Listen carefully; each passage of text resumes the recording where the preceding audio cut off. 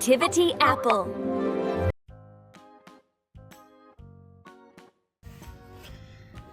The Berenstain Bears and the Trouble with Friends by Stan and Jan Berenstain. When making friends, the cub who's wise is the cub who learns to compromise. And there's sister and brother.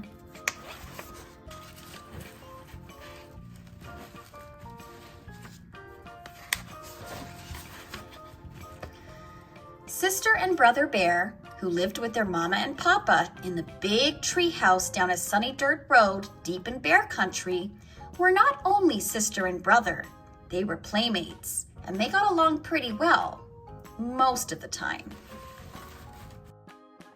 But brother was quite a lot older than sister, almost 2 years, and sometimes he wasn't much interested in the games she wanted to play, especially when sister got a little bossy, which she sometimes did.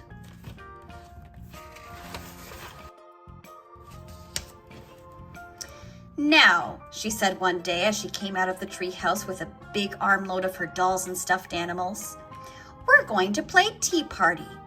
You sit there and be the papa, and I'll sit here and be the mama." "Aw, gee, sis," said brother. "I'm too old to play tea party. Why, if Cousin Freddie or any of the guys saw me, I'd never hear the end of it. Why don't you find somebody your own age to play tea party with?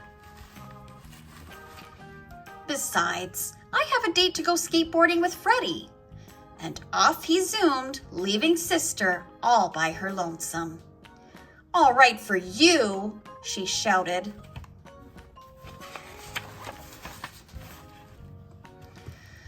"Oh dear," said Mama, who was watching from the treehouse window. "There goes brother off to play with Freddie again. I do wish sister had somebody her own age to play with." "What about her school friends?" asked Papa, joining her at the window.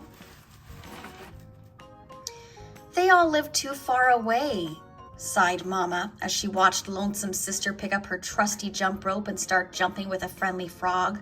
Soon, a butterfly joined in. "She has her forest friends, the frogs and butterflies, to play with," said Papa. "Frogs and butterflies are all very well," said Mama, "but they're not the same as having a cub friend your own age." That's when Mama saw the moving truck out of the corner of her eye. "Look," she said, "a new family moving into the empty treehouse down the road. It certainly would be nice if they had a cub sister's age." Sister saw the truck too, and the car following it. "Somebody moving into the empty treehouse," she said. "I wonder if they have any cubs." And off she skipped down the road to investigate.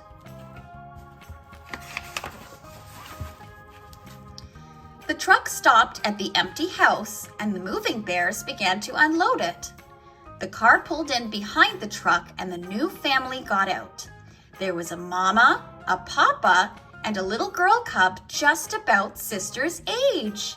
Sister could hardly believe her good luck. Just what she needed. A little girl cub to jump rope, play tea party in house and school, and have all kinds of cub fun with. She could hardly wait to say hello. She skipped over and introduced herself.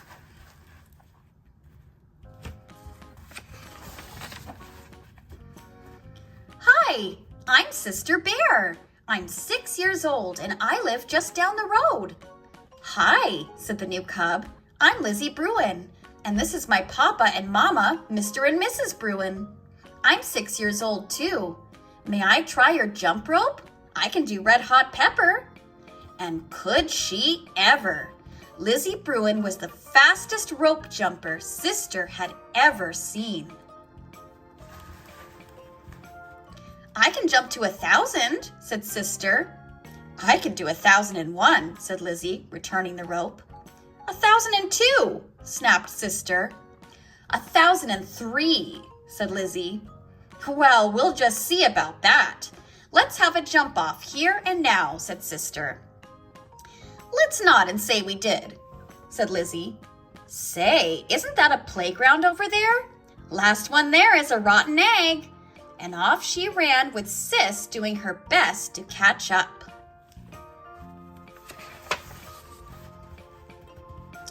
Well, said Mama, who had been watching from the window, the new cub certainly is a lively little thing. She may be just what Sister needs. Sister and Lizzie had quite an afternoon. They climbed to the top of the jungle gym, rode the seesaw, and pushed each other on the swings. They played tag, laughed and giggled, rolled down a grassy bank, and picked wildflowers for their mamas. Why, thank you, Sister. How lovely, said Mama, putting her wildflowers in water. Well, what's your new friend like? Her name is Lizzie. She's 6 years old. She's an only cub. And, Sister said, she's a little bossy. Oh, said Mama. Well, you certainly seem to be having fun. Oh, yes, said Sister. I had a lot of fun. A little bossy and a little braggy. The next morning, bright and early, the phone rang. It was Sister's new friend, Lizzie.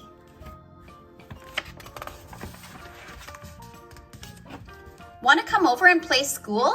Asked Lizzie. Okay, said Sister. Bring some of your dolls and stuffed animals, added Lizzie, because mine aren't unpacked yet. So Sister gathered up some of her favorite dolls and stuffed animals and headed for the tree house down the road. Come on in here, called Lizzie from the garage. My mama and papa are still fixing up and putting away, so we're gonna play in here. Who did you bring?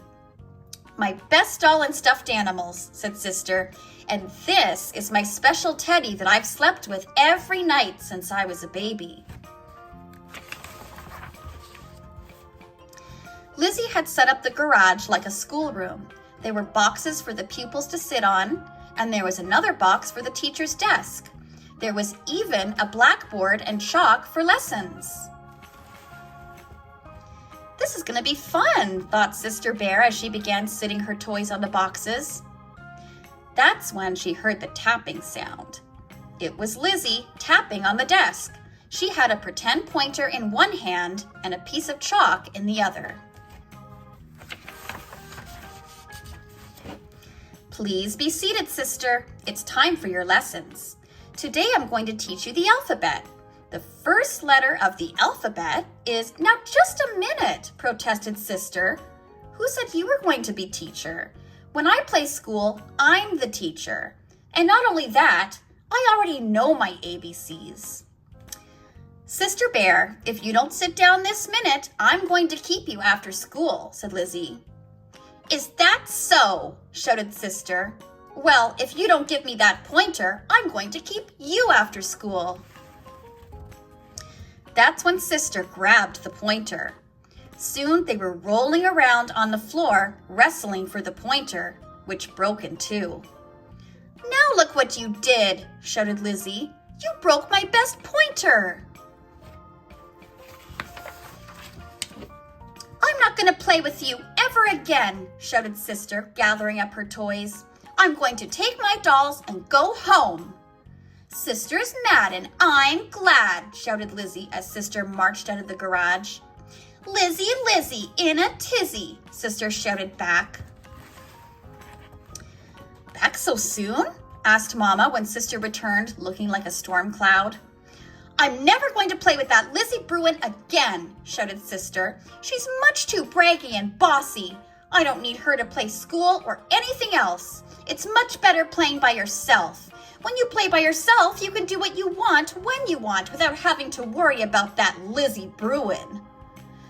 That's true, said Mama in a quiet voice. Of course, there are some things you really can't do very well by yourself.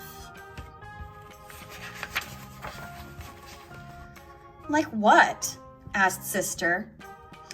You'd have a pretty hard time pushing yourself on a swing, said Mama. And I'd like to see you ride a seesaw by yourself.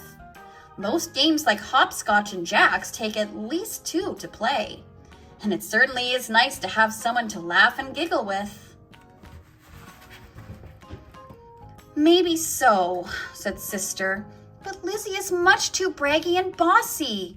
Why does she have to be the teacher when we play school? It seems to me, said Mama, taking Sister on her lap, that Lizzie isn't the only cub that's braggy and bossy sometimes. And of course, there is one thing you can do much better by yourself. What's that, Mama? Be lonesome, said Mama quietly. And that's when somebody knocked on the door. It was Lizzie, and she was carrying Sister's teddy. When Sister took all her dolls and went home, she forgot her teddy, she said. And, well, I knew it was her special favorite that she slept with since she was a baby, and I thought she might miss it. Why, thank you, Lizzie, said Mama. That was very thoughtful of you. Thank you very much, said Sister, hugging her teddy. And you can be teacher if you want to, said Lizzie. Or, said Sister, we can take turns being teacher. Terrific, said Lizzie. Great, said Sister, gathering up her doll and stuffed animals again. Last one back to your garage is a rotten egg.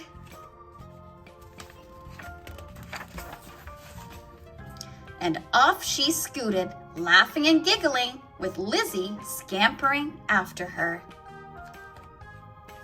The end. Please don't forget to share, like, and subscribe. Thanks, guys. See you later.